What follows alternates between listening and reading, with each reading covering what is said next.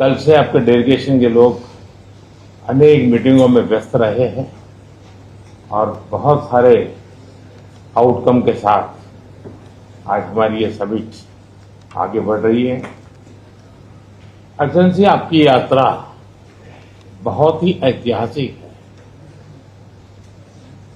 2001 में जब आपने कार्यभार संभाला और भारत की आपकी यात्रा पहली हुई, उसको आज 25 साल हो गए और उस पहली यात्रा में ही स्ट्रेटेजिक पार्टनरशिप की एक मजबूत नींव रखी गई थी।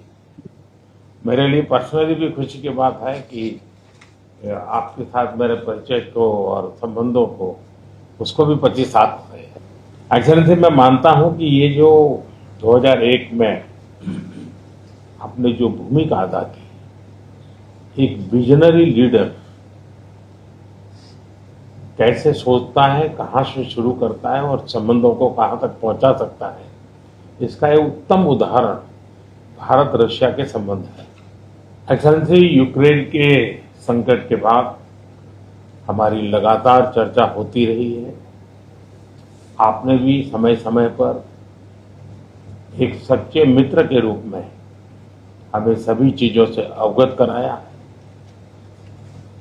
मैं समझता हूं कि ये विश्वास बहुत बड़ी ताकत है और आपको मैंने अनेक बार इस विषय की चर्चा भी की है और विश्व समक्ष भी मैंने रखा है कि विश्व का कल्याण शांति के मार्ग पर ही है। हम सबको मिलकर के शांति के रास्ते तलाशने चाहिए और पिछले दिनों जो प्रयास चल रहे हैं, मुझे पूरा विश्वास है कि विश्व फिर से एक बार शांति की दिशा में लौटेगा।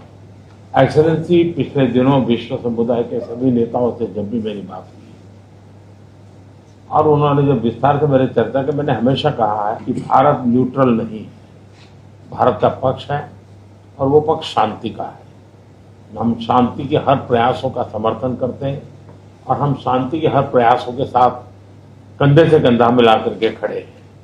पूरे विश्व ने कोविड से लेकर के अब तक कई संकटों से गुजरा है।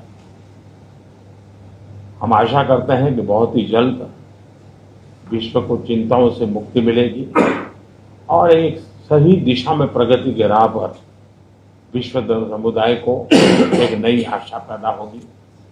एक्सेलेंसी, मुझे पूरा भरोसा है कि आज दिन भर हम अनेक विषयों पर चर्चा करने वाले हैं।